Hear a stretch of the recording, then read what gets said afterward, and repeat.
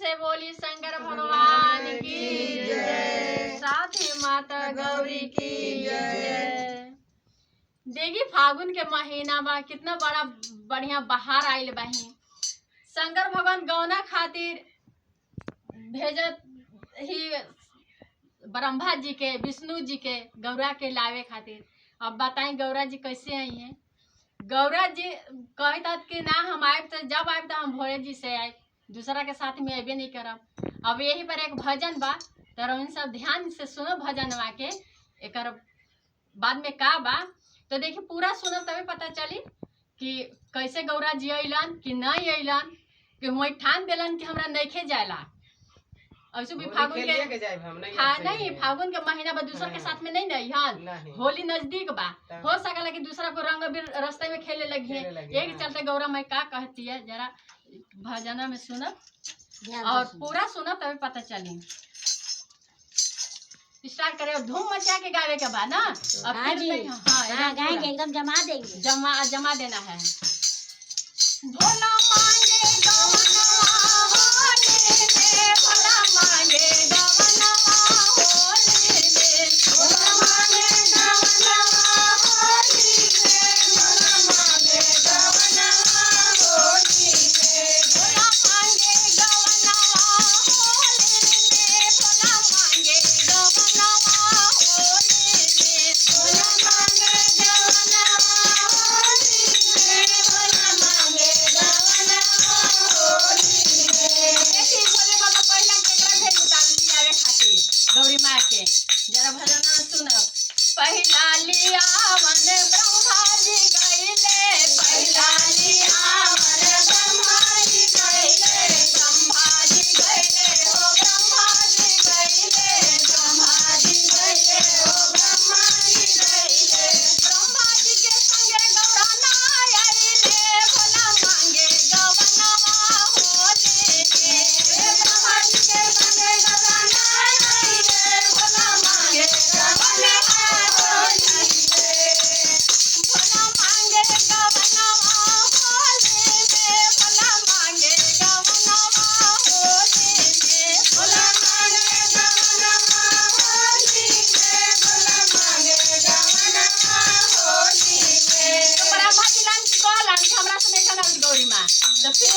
भोले बाबा भेज भैया विष्णु जी के। तो देखिए फिर गौरा जी का करतिया। दूसरा लियावन विष्णु जी गइले, दूसरा लियावन विष्णु जी गइले, विष्णु जी गइले हो, विष्णु जी गइले, विष्णु जी गइले हो, विष्णु जी गइले, विष्णु जी के संगे गौरा ना आइले, भोला मांगे गवनवा होली में, भोला मांगे गवनवा होली में, भोला मांगे गवनवा होली में। गौरा अब का करी, तो अब राम जी के भेजल जात बा कि अब जाई शायद आज भेज रहुआ से, तब राम जी जाई था। तीसरा लियावन राम जी गइले, तीसरा लियावन राम जी गइले, राम जी गइले हो, राम जी गइले, राम जी गइले हो, राम जी गइले, राम जी के संगे गौरा ना आइले, भोला मांगे गवनवा होली में, राम जी के संगे गौरा ना आइले, भोला मांगे गवनवा होली में, भोला मांगे गवनवा होली में, भोला मांगे गवनवा होली में, भोला मांगे गवनवा होली में, भोला मांगे गवनवा होली में। राम जी भी वापस आ गइलन, कहलन कि हमरो से नहीं खनावत गौरा जी। तब भोले बाबा कहलन कि अब केकरा भेजू, तो कृष्ण जी के भेजल जात बा। तो चौथा लियावन कृष्ण जी जाइत हन। तो सुनी, चौथा लियावन कृष्ण जी गइले, चौथा लियावन कृष्ण जी गइले, कृष्ण जी गइले हो, कृष्ण जी गइले, कृष्ण जी गइले हो, कृष्ण जी गइले, कृष्ण जी के संगे गौरा ना आइले, भोला मांगे गवनवा होली में, भोला मांगे गवनवा होली में, भोला मांगे गवनवा होली में।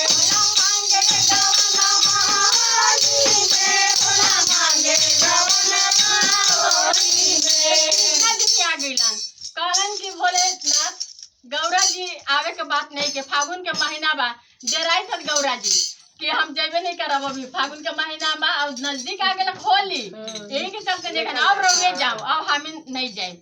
तो पांचवा लियावन भोले बाबा जाई था तो देखी भोले बाबा देखी भोले बाबा जाइतन भोले बाबा कहते नहीं तामे झाम बा ना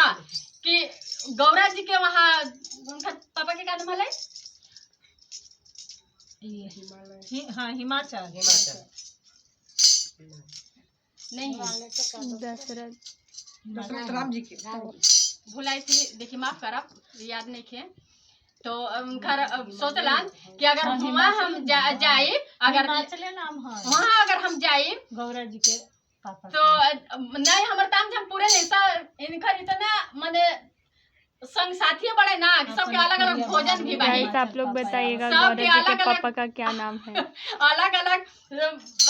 भोजन भी बा तो भोले बाबा कहलन कि अगर हम चल जाती तो बड़ा वहाँ दिक्कत हो जाए घरा हम पूरा नहीं पड़े इन्हें सबके पहले भेज देती तो गौरा माँ तो ठान देलन कि हमरा जही के नहीं खे सबसे जब आइए भोले बाबा तभी हम जाए हाँ उन्हीं के साथ जाए फागुन के महीना बा तो देखी 5 में हार उड़ के गैलन भोले बाबा जय हो भोलेनाथ जी गैलन तो देखिए 5वां लियावन में भोले बाबा जाइए 5वां लियावन भोले जी गइले 5वां लियावन भोले जी गइले भोले जी गइले हो भोले जी गइले भोले जी गइले हो भोले जी गइले गौरा जी के मनावा हुए तेरे हुआ जाई गवनवा होली में गौरा जी के मनावा हुए तेरे हुआ जाई गवनवा होली में हुआ जाई गवनवा होली में हुआ जाई गवनवा होली में हुआ जाई गवनवा होली में हुआ जाई गवनवा होली में देखिए जब भोले बाबा गइलन तो गौरा में बड़ा खुश हो गइलन कि चले अब तो ये अइलन ना अब इनका साथे जाए तो ताकि होलियो भी खेल ले तो भोले बाबा समझते ना हलन गौरा जी के बात कम से कम कुछ समझे के चाहिए तो भोले बाबा गइलन गौरी माँ साथ में आ गइलन तो देखिए अभी तक हमरा ख्याल नहीं किया आवे गौरी माँ के पापा के का नाम हला तो कमेंट करके हम जरूर बताए कि गौरी माँ के पिताजी के का नाम हला और हर हर महादेव भी जरूर लिख दे हमारे गीत पसंद आवे तो लाइक कमेंट सब्सक्राइब जरूर कर दे हर हर